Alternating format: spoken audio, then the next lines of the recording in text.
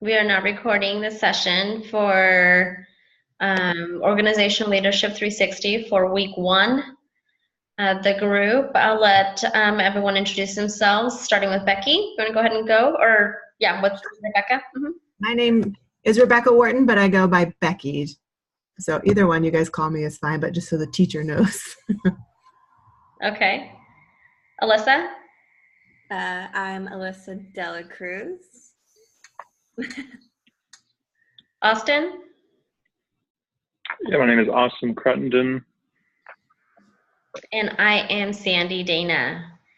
And this is our week one gathering, and I would like to propose a change in time from Friday afternoons. That would be awesome. If we could change that to a different day and time, that would be great. We can maybe start looking at each other's calendars to come up with a new time. I know, Austin, for you, it's going to have to be in the evening due to your work schedule, and it's the same for me. I don't know how Becky and Alyssa, I don't know what your schedule looks like. Mine has to be evening too because of work. Okay. Yeah, I work until 5 Me too. Pacific time.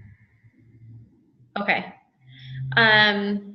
So it seems like maybe just to give everyone enough time to kind of get home and get settled, maybe 6 o'clock for Becky, Alyssa, and I, and 7 o'clock for Austin. Does that work, or is that too late? No, that's fine. Okay. Do we want to pick a day? Wednesdays do not work for me at 7. Any other day, I think I'm good. And Fridays.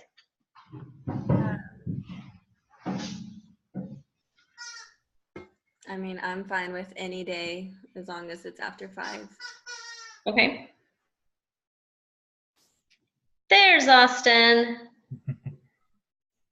So is the assignment typically due on Friday?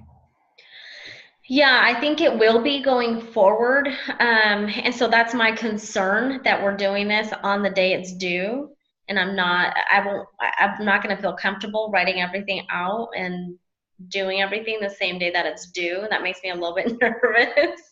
Because Lord forbid, and it's always going to happen, my computer's going to go crazy. I'm not going to have it plugged in, blah, blah, blah. I just kind of want to make sure we have at least a day or two of buffer in case something goes wrong. It's just Friday this week, and then looks like the rest are due on Thursdays. Oh, okay, good. Thank you for that. So we'll need to do it maybe earlier on in the week sometime. Does Tuesday work? Tuesday is good for me if it works for you guys. Yeah, that works. Sure. Okay, awesome. I can go ahead and I think change the invite time to make it Tuesday at 7 for the Zoom meeting. I will try it. If I run into some technical difficulties, I will let you know. So for this meeting, reading over the paper that we got for the assignment, it basically gives us some topics that we need to discuss. Does anybody want to start taking notes on that while we do this? I can read off what we need to talk about if somebody wants to take notes, and then maybe post them on the Google Drive. I thought the assignment was just writing a paragraph individually. Yeah, it is. So I don't think we have to write one together this time. Okay. Okay. I'm reading it right now. I'm looking at it too.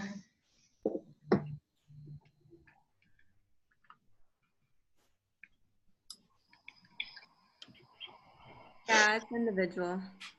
Okay, awesome. That's even better.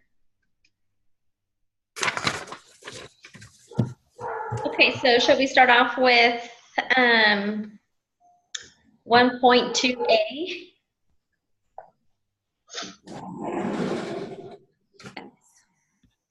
So it says, please speak to your own concerns, fears, or misgivings about becoming a leader or a better leader.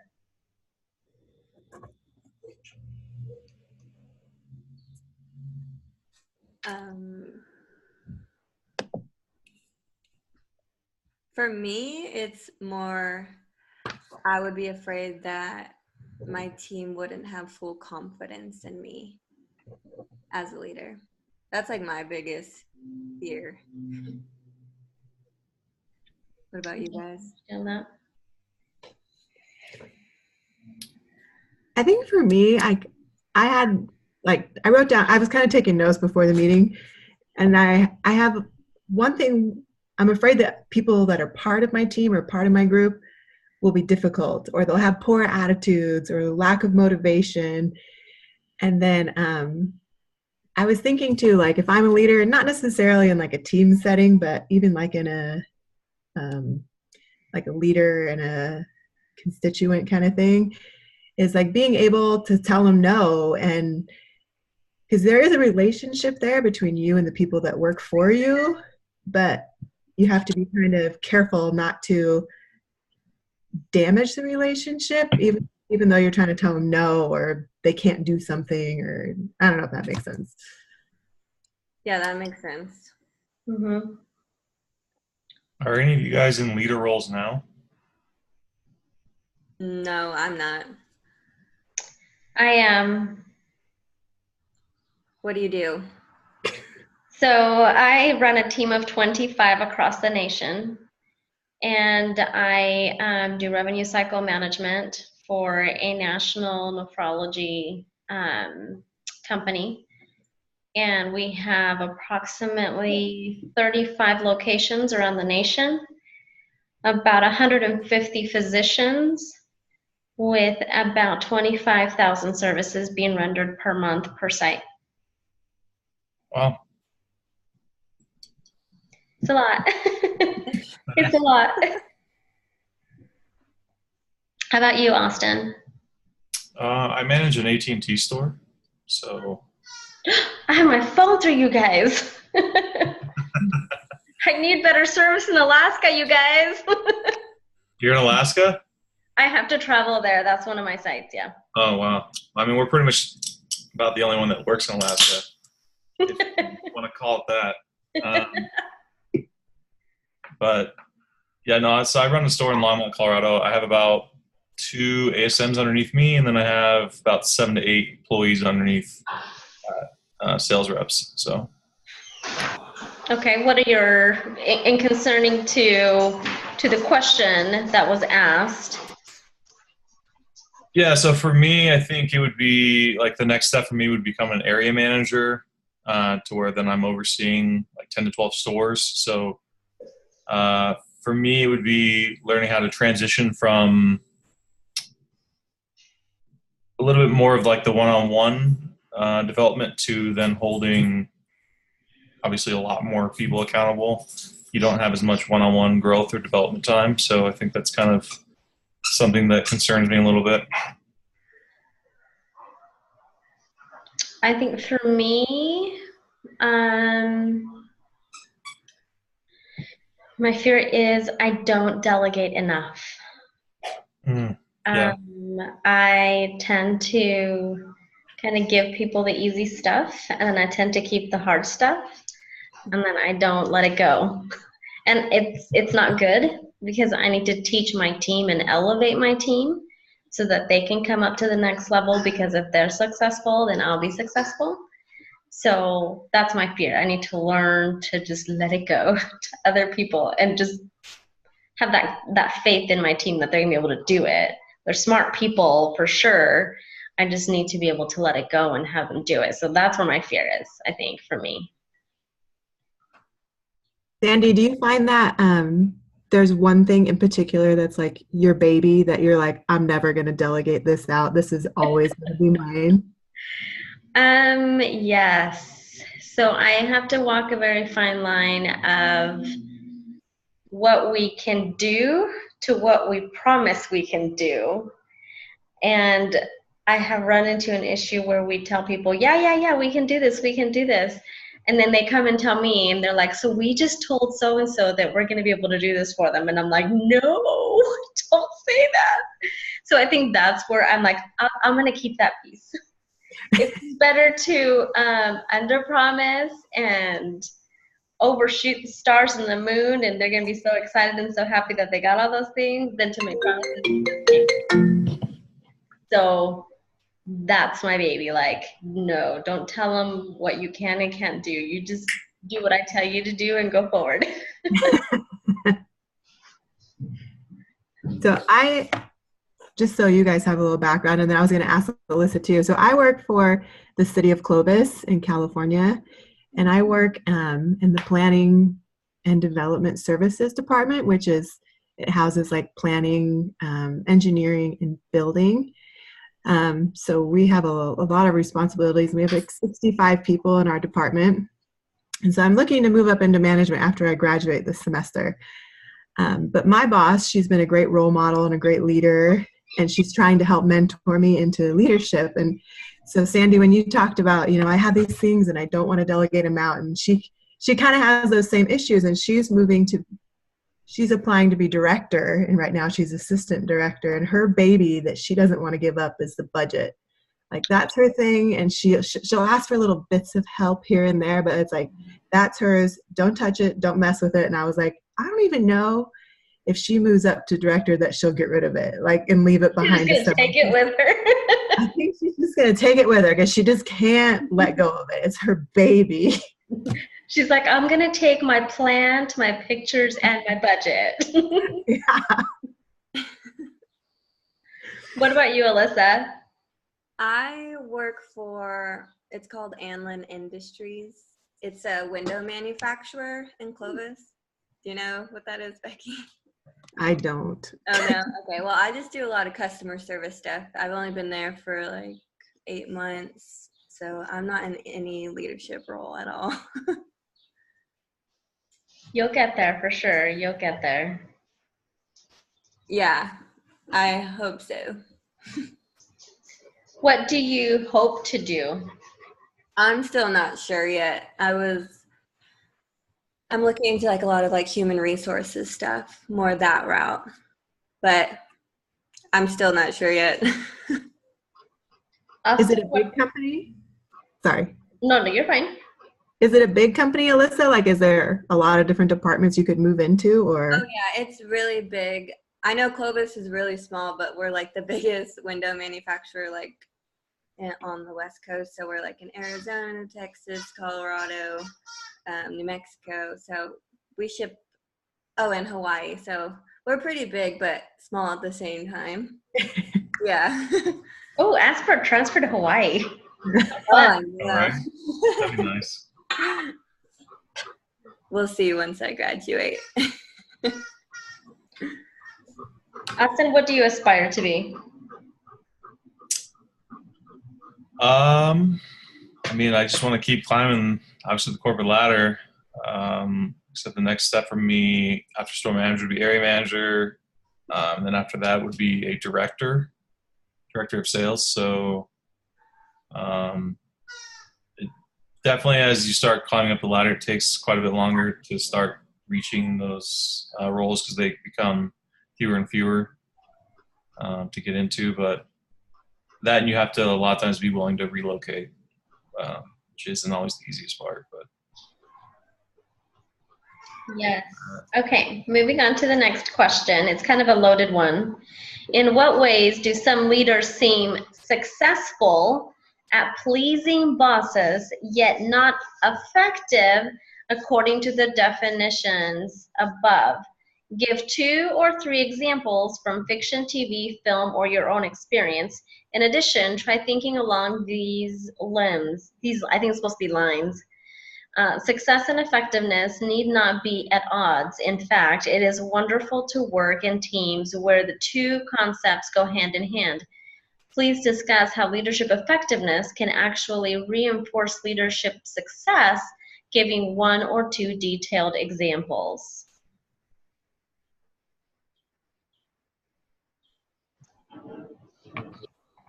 So I think for me, we have a city planner that works in our department, and they get their projects, they roll through. There's not a lot of problems.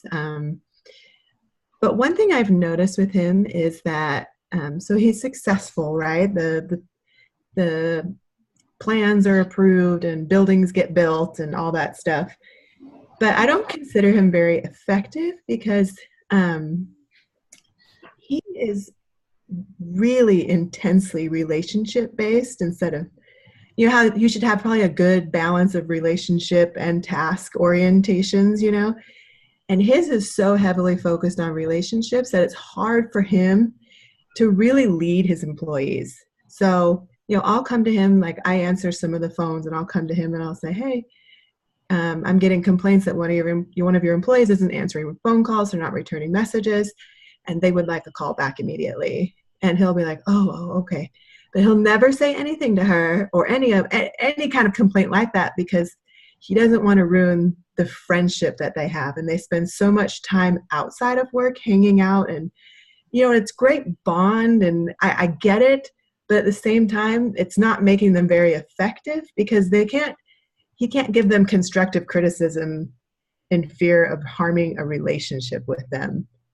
Does that make sense? Yeah. So I feel he's not very effective, but he's successful. So, like the entry said, you can be successful. That doesn't equal effectiveness. And the other way around is also true. You can be effective, but you cannot be successful. So you can be an effective employee or a successful employee, but that's different from being a leader. A leader is someone who's giving his organization or his team or his peers or whatever they're called in that organization the tools they need to go forward. And sometimes those tools means feedback. Mm-hmm. Sometimes it means that they do need to know what is working and what isn't working. That's not to stifle innovation, of course, but it is to give guidance. And as part of a leader, I think it's important for you to have those teaching moments and to be able to say, you're doing this great. This idea that you're having, I see where you're going with it, and I love the thought behind it, but let's tweak it. Let's make it a little better, and so we can get it to the best. And it's going to take the both of us to be able to do that. If you have an overly friendship relationship, then sometimes that criticism is not going to be taken in an effective manner. So you may be a great friend, but you are not a successful leader. Right. Yeah, I mean, I've run into something similar like that. So like I was saying, I currently have 2 ASMs underneath me right now, store managers. I'm technically only slotted for 1, but they were hiring ahead of time to start filling some stores that are going to be opening that have been delayed. So currently I have one that I selected and then one that was kind of given to me. It was already in the role. And one of them is definitely, I would say that he's effective at his job in the sense that he can really get out there and drive metrics, drive numbers, help the team that way. But when it comes to exactly what you were saying, Becky, was he tends to get a little too close to some of the reps, become friends with them, and then when it comes time to hold them accountable for, you know, not hitting what they were going to do, essentially, he's not able to deliver that message or hold them accountable just because, you know, he has built that relationship to where they hang outside of work and they're a little too friendly, to where he can't be an effective leader. But if on paper, like my boss, he's pretty successful in terms of like his ranking, where he's at in the company. He's definitely successful. But yeah, kind of like what you said, as far as effectiveness, I don't think he has that effective ability to lead or coach his team.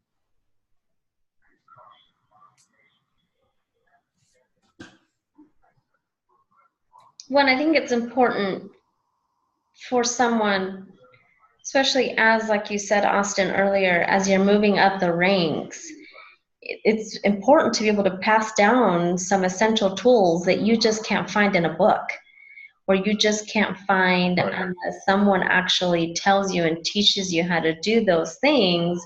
You're not going to know and then you're going to make a mistake that's going to come back and bite you later. But a friend may not be the best resource for that. It may be a leader to say, hey, stop doing that. You need to do this, and this is why.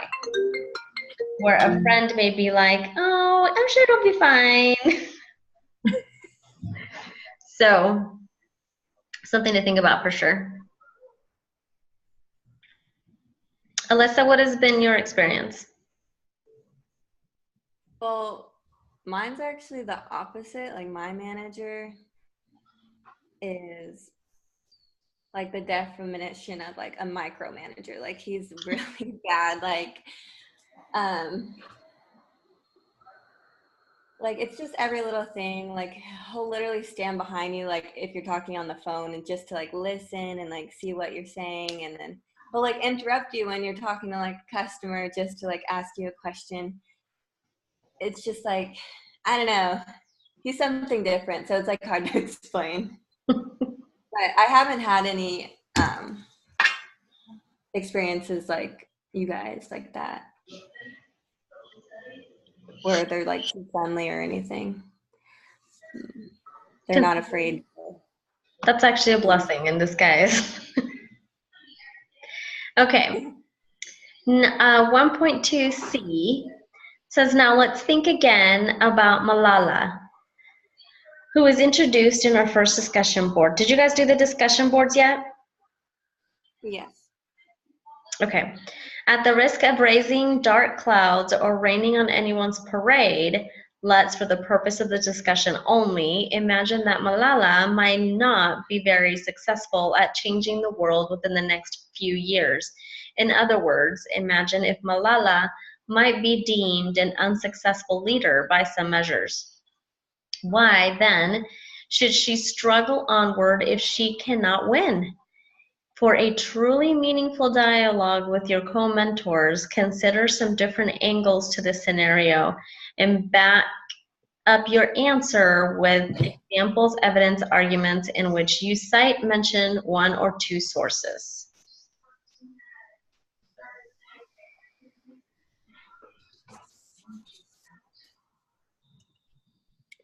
So I don't know about you guys, but I was like a little confused about this, because I was like, so are they saying like she's had her successes? She has the book and the movie, and she holds speeches and talks and all those kinds of things. So are they saying that all that stuff still happened, but suddenly people aren't following her anymore? Like they don't really, I don't know exactly what it was saying. I think to me it meant, what if none of that had happened? What if she just, was like you and I, and nobody in the world knew her as a Nobel Prize winner? Like, what if nobody knew her and she wasn't as successful at carrying out her message and her passion and bringing attention to that in the world? Like, what do you think that would mean, maybe?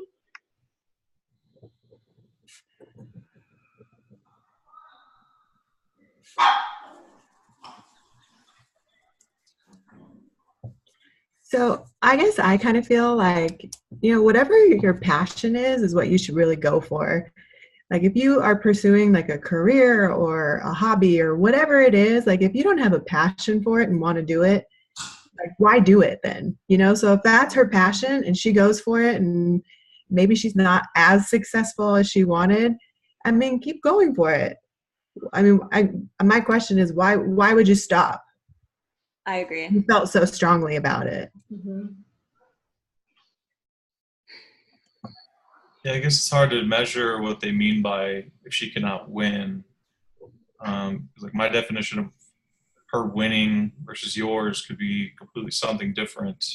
Mm-hmm. I mean, maybe if she was out to, show, people what's possible, you're not going to win everyone over. So if you're going to say the definition of winning everyone over would be a win, then I would say that she's not going to win. She's not going to capture everybody. But if she reaches out to, say, 100 people, I would say that would be considered a win. more than if she had, like you said, just given up on her hopes and dreams. So, And it's not to say that she's won now, because she hasn't. In the video or whatever, one of the things that said there was like 66 million girls or whatever that don't have access to education. Well, there's still millions and millions. Like, she hasn't changed it so it's zero. right. I mean, still a ton of work to do. So she may have like these small wins right now, but it's not like she's won. Maybe she needs some help delegating. I'm telling you, that is the key. She needs to delegate, and she needs to be Yeah, like, I'm not very you good at go to delegating. Pakistan, you go to Afghanistan, and you go to Africa, you go to Milan, and we Right. all work on the same project in different places, and then we have a Zoom meeting once a week for an hour to talk about what we've done. In thinking about that, I love what you said with the definition of winning is all about your perspective. I mean, the fact that she made it out of a very awful situation with her life, I think would constitute winning in my book. The fact that she is able to have a platform that gives her a voice where millions can hear it, I think that's a win. But it's only a win of a battle, not a win of a war. And I think she's trying to fight a war and winning many battles. So has she won the war? No. There's still children and women that are being stoned for reading, for learning, for knowing any form of education. That's still happening. There's still girls that are being married off without having the opportunity to go to school or to learn or to do any of that because it's against their culture. So has she won that battle? And is that considered winning or losing? Something to think about, I guess, if you put everything in perspective. And I guess maybe we should touch on that. What is the definition of winning for each of us? Like, what does winning mean to each of us?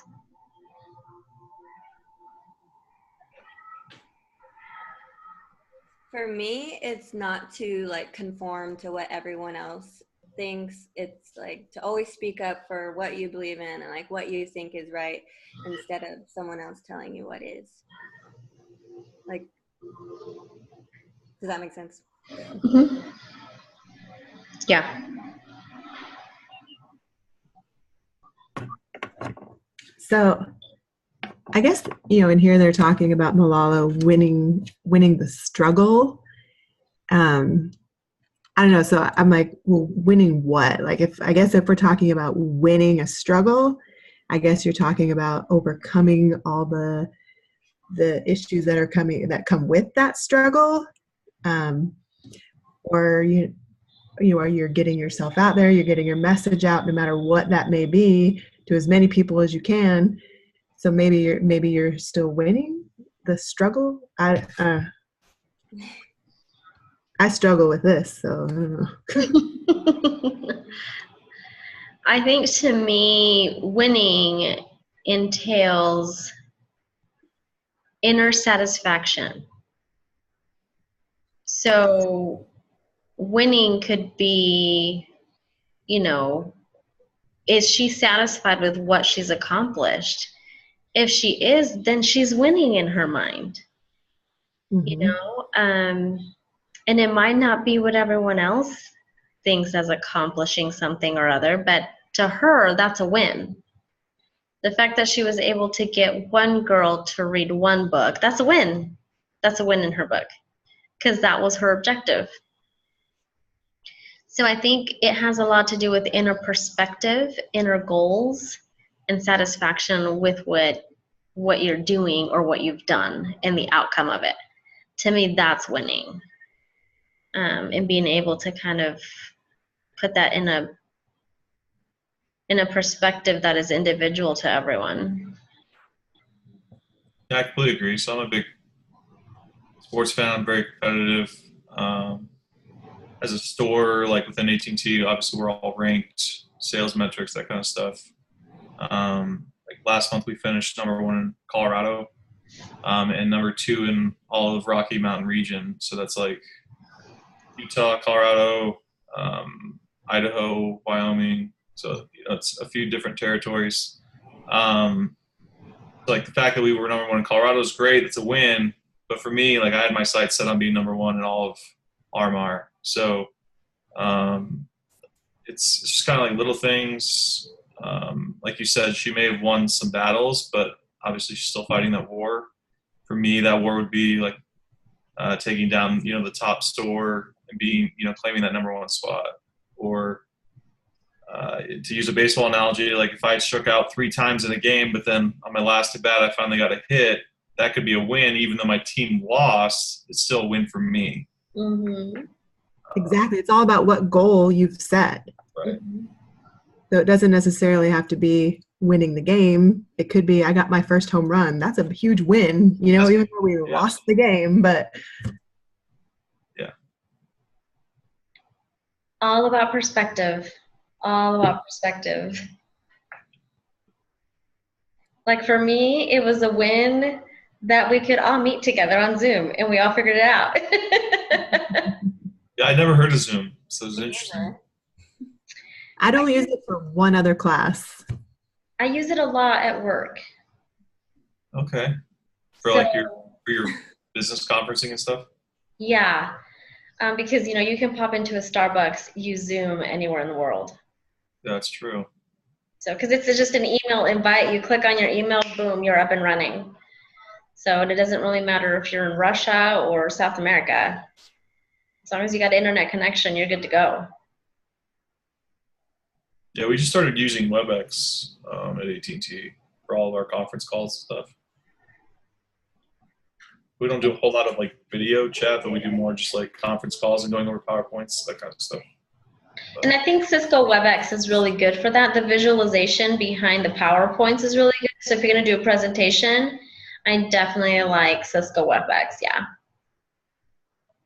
Yeah. Do you have the subscription to Zoom? Like, does your work pay for it?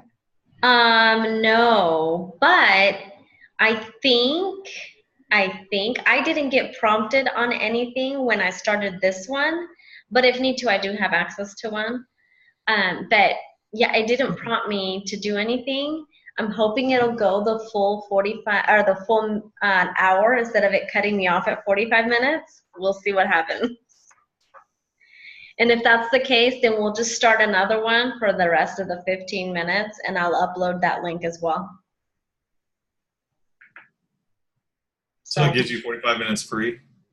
Yeah, it gives you 45 minutes free per session. Now, if your instructor has given you the link to their Zoom and they have a subscription, then it'll go forever. And that's what they did on my last class. The link that they put on the actual page for us on the first one was free because we used his account. So, and we'll get the pop-up that says your meeting will end in 5 minutes. You'll see that come up. I haven't seen it come up yet, and we're at 6:10, so we got another 20 minutes to go. We'll see how that goes.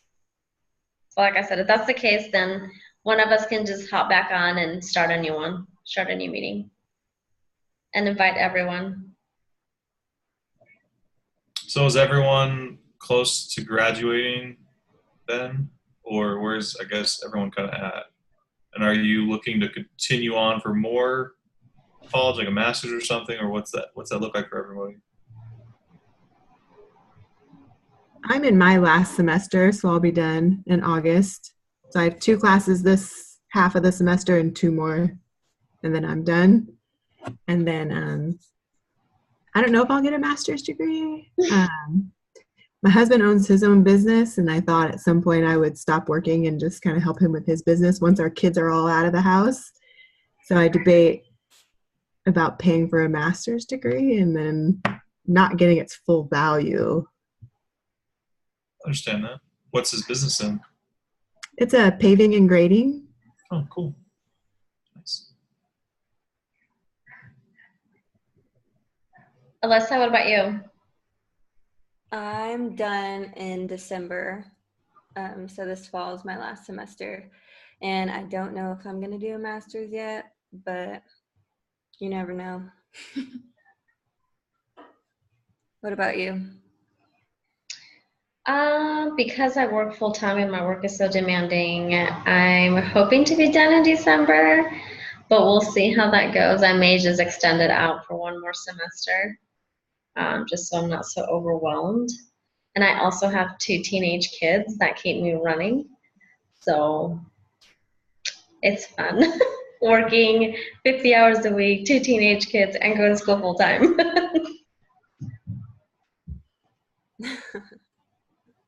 Austin? That's intense. So I'll be done in December as well. I'm taking 2 classes now. I'm not taking 2 classes in summer B just because I'm going on a cruise. But then I'll have 4 classes in fall and then I'll be done. Not decided on a master's yet. I guess it would depend on what kind of doors that opens up for me within AT&T or really anywhere else. But it just kind of varies.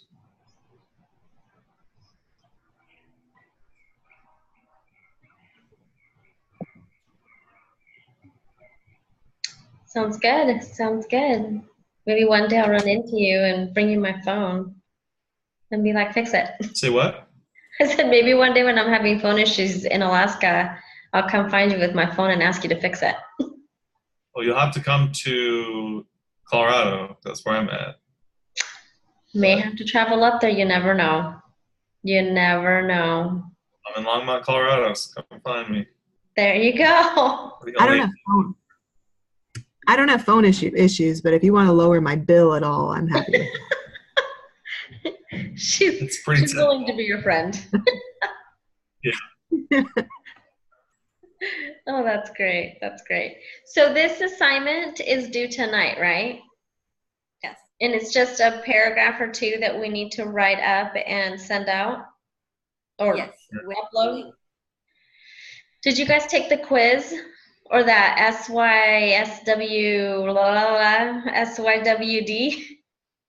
Nope, I'm about to do that after this along with the PowerPoint. Is that the 27 question one? Yes. Yeah. I took it twice. I got 100 the second time.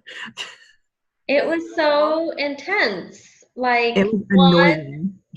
Yes. I wasn't going to use that word, but yes. I was like, really? One word that is off? One word. Yeah. I feel like he wasn't, or whoever wrote that was not going for content. They were going for, can you copy down the words correctly? I was doing it. It was super late last night when I was doing it. Well, when we were texting, that's when I was doing it. And it went on until like 11 o'clock because I was just like, oh my gosh, where is this? I just read it. Where is it?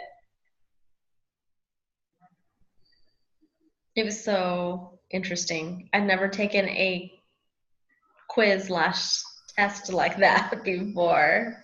I mean, it was good, Never. but I didn't anticipate that. What was coming up. So that was fun. Austin, good luck. Or what? Thanks. Was the PowerPoint draft, was that difficult? Self-assessment? Isn't that due tomorrow? I don't know. I haven't done it. I did that last night as well. And it was just a lot of going out to the web and finding the right picture and finding the right quote that you liked and positioning your pictures and cutting things out and deleting her stuff and reformatting. But it wasn't hard. It was just a lot of reformatting. Yeah, just kind of going there. There's a lot of pictures that are involved, and she tells you right on the slide, Like you need to make sure that you delete this content and find another picture, replace all the ones that are in here, find a quote that you like, put in your narrative, do all that. So and there's a total of 3 slides, and then you have to go in and you have to put your X's on the things that you feel you have done correctly or that you've spent time doing or da da da da da. And then you have to upload it and you have to save each week because each slide has its own week. So like I think it's 3 slides that are week 1. And so you have to make sure you get that done. And then you upload that for week 1, and then week 2 you go on to do the next slides and just kind of try to make sure that it has some kind of rhyme or reason as you're doing it, because it'll go on to the next slide.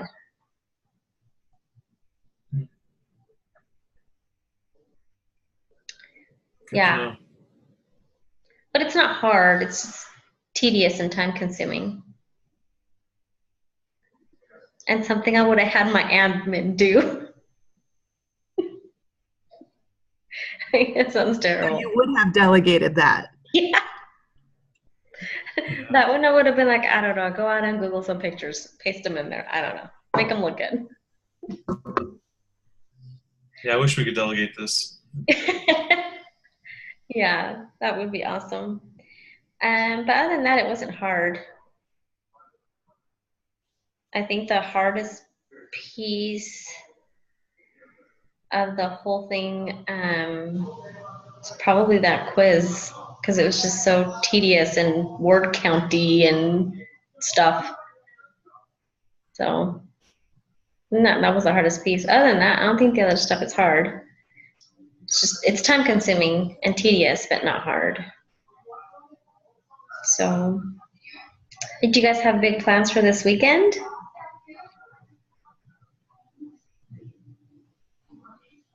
No, not me. My parents came up from Irvine, so I don't know. We might hang out with them. Maybe. What's the weather like where you guys are at? It's actually been cooler and rainy, which is like so weird for May. And it actually stopped raining today and warmed up to like 80. So usually we're way hotter by now. Yeah. Yeah, I concur. Austin, what about you? Yeah, it's been an interesting spring or winter, whatever you want to call it. It's been snowing, raining quite a bit. Today was actually the first nice day we've had in quite a while. It got up to like 75-ish. Definitely made it harder to want to be at work today for sure. Outside. That's still cold in my book. That's still really cold. No, not when it's like been freezing and dumping snow and stuff. You'll take a nice, even a 50-degree day is nice compared to some of the other colder days that we have. But I'm about to put up on. Where do you live? What? Where do I live? Mm-hmm. Scottsdale. Oh. Can you guys see my weather is 83 degrees as we speak. And that's cooler than normal for you guys too, right? Yeah, like I have a sweater on. I know, don't laugh. It is so true. It's like a scarf. Oh When I went down to graduation in May, I walked, and it was between 80 and I think maybe one day I got up to 90. I was there for like a whole week. And I was like, oh, I thought it was going to be so much hotter than this, but apparently that was cooler than normal then too. I'm telling you, we don't deal well with degrees that are below 80. And this morning, I think it was like 70. I thought I was going to die and freeze outside. I couldn't handle it. I wasn't dealing well with it. So I was like, I need a sweater. I need a jacket, sweater, and gloves. So yeah, now you know why I live here. Last weekend it was great. Like hung out by the pool and it was fantastic. We've been tanning for weeks. It's been great.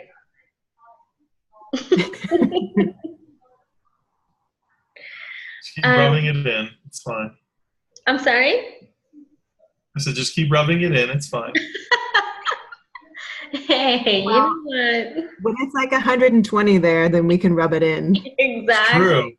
This is true. Of course, in Fresno, it gets up to 110, so I don't know. Yeah. Well, I mean, Austin will have something to rub in, right? He'll be like, oh, yeah, it's so hot. It's 80 degrees right now. And I'll be like, my shoe just melted It gets in outside. like the mid to high 90s in the summer. What part of Colorado? Do you know where Fort Collins is? No, I know where Denver is. Fort Collins is an hour north of Denver. So you're at a lower elevation than Denver? Yeah. We're at like 5,000, whereas Denver's at 5,280. So, I mean, we're barely a little lower. Oh. By a smidgen. Yeah. Nice. Close to the Wyoming border. Has it been snowing lately, like in the last couple weeks? So, like a couple days ago. Ugh. That's what's fun about the weather here in the spring is it will be like 80 and then the very next day it can literally be 30 degrees and snowing. So you never know what you're going to get. Wow, that's bipolar weather if I've ever seen it. Jeez. Yep. Yesterday was a high of 43 and raining all day. And today was in the 70s. Sunny. Beautiful. So, yeah. Yep, bipolar. It's Needs interesting. med. Like, what? I mean, how do you even dress for that? Layers. I knew he was going to say layers. Yep. Layers, or you just get used to carrying like a jacket or something in your car, you know? Get ready. I can understand that. I carry flip-flops in my car. Definitely don't carry flip-flops in my car, no. I keep a pair at work. There you go. See? They won't let me wear them. I'm not the only one. Especially when you have to walk around in heels all day. Oh, to get your little toesies underneath your desk and just slip them off. No one will know anything. Alyssa, do you have to dress up for work? Or do you get to work? Actually, no. We're like able to wear jeans and t-shirts or whatever. Because we're just like the manufacturer, so we don't get like a lot of people coming in there, so they don't really care. It's gotta I'm be very lucky for my dress code. Yeah. The only things we have to wear closed-toed shoes just in case we have to like walk out into production or anything. So no flip-flops or sandals. You should wear flip-flops, and then you can be like, oh, I can't go out into production floor. That's true. Listen, Becky and I are going to push the flip-flop movement onto the rest of you. Do it. I just had one of my directors trying to relocate from Denver to Phoenix, and he was trying to do that this week, and he got snowed in earlier, so he was barely able yesterday or this morning to get out of Denver with his family. Put a damper on things. Yep, it's been interesting weather. Yeah, why do you live there again? I'm just kidding. I'm just kidding. Because California is way too expensive. Don't even get us started on the politics here. Yeah, I mean, I wasn't going to go that way, but I mean, when I was living in Laguna Niguel down in Orange County, I was paying $1,900 for a one-bedroom apartment. I have a house here in Colorado for barely over $2,000 from a mortgage, so I think I'll take owning a home versus paying someone else's rent. The logistics behind that seem pretty solid on your thought process. I would definitely stick with that. You have to deal with the weather and occasionally shoveling some snow, but it's worth it. You can pay your neighbor kid to do that, right? Yeah, I don't have any real young neighbor kids. The people that are both on each side of me are both like, all their kids have moved on. So unfortunately, I don't have that. Perfect. They're empty nesters. They have lots of time on their hand. Pay them too. Yeah, there we go.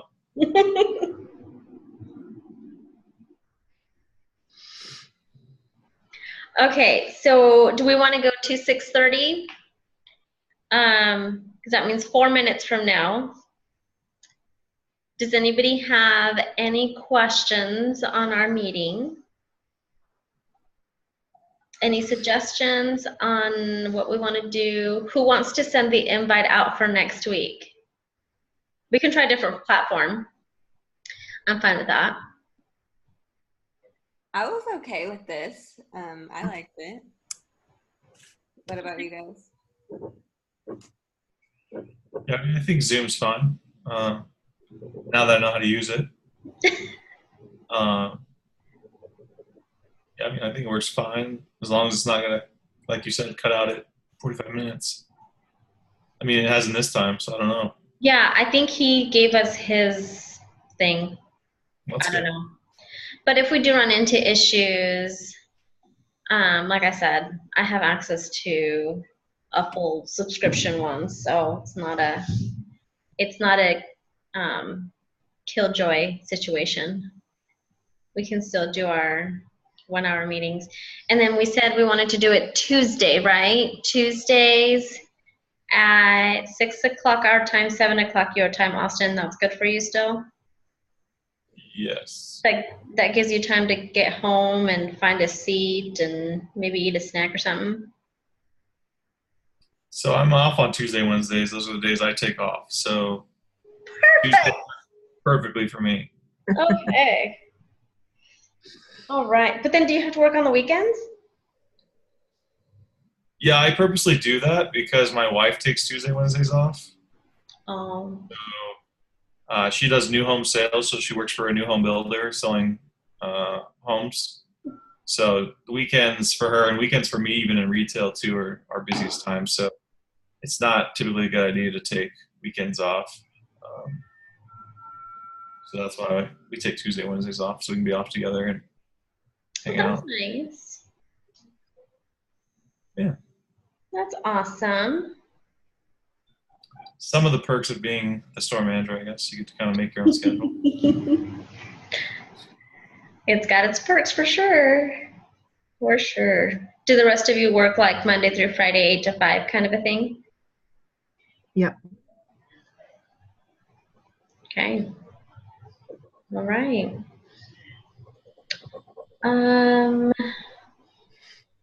I think this will conclude our 1 hour meeting. And I'll try to, if I run into issues, I'll just text everyone to let you guys know that I'm gonna have to start a whole new meeting with a different invite if I can't change this one to alter the dates. So watch out for that. But I'll definitely text everyone out to let you know what happens next. And I haven't looked into week 2 modules to figure out what our next one even looks like. I've been focusing on just trying to get this stuff for this week done because it's so much of it. That's a lot. It is. There's so much. I'm like, geez. Pretty much like that every week. I know. I did see that. Holy cow, that syllabus. And the best thing is he starts out with, this class is a lot of work. I'm like, oh, that's not going to scare people or anything. Well, wasn't it this one that we had to write or am I thinking of my other class? It was like day 1, you had to do that really lengthy introduction. Huh? Discussion board was like Yeah. 3 pages. Yeah, it was like 1,200 words or something. It was like 400 words and then 400 words to answer the other one or something. And I was like, this is insane. Yeah, I wasn't expecting that day 1.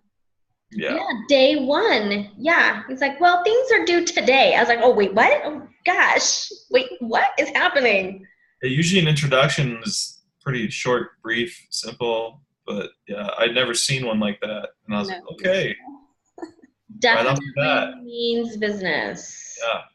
So I was just looking at the next week, and there is something that everyone has to do before the meeting. It's some kind of like survey through SurveyMonkey, and then we'll have to talk about like our Like the results. styles and values and definitions and stuff. So make sure that you do that before the meeting. Thank you for saying that. Appreciate it. Any heads Yeah. up available is greatly appreciated. Okay, cool. So will you send out the link so we can post it? Yeah, I'll go ahead. Once I'm done, the recording will stop, and then I'll have to go to my YouTube channel and upload it, and that creates the link. And so then I'll email out the link so that you guys can have it. Sound good? Yeah. Sounds great. All right, guys. Thanks so much. We will see you soon, and text me if you need anything. Perfect. All right. Thanks, Sandy. Bye.